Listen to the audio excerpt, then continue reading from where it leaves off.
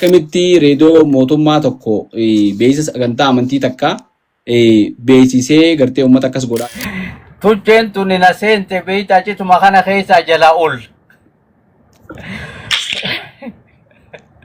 Namni akkaan dinqisiifattu hagartee fakkeenya illee siite eenyume. Hoggaaniin istuudiyoo dhufu wanni inni guyyaa guutuutti oole duwwaadha. Haalli ammarra jirtu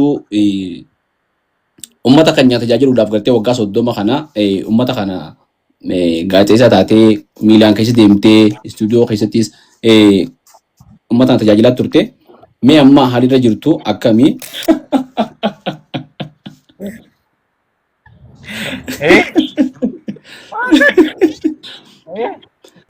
Gaazexeessaa Maammassaa fi Umar akkamii yaadatta akkamii wajjin turtanii?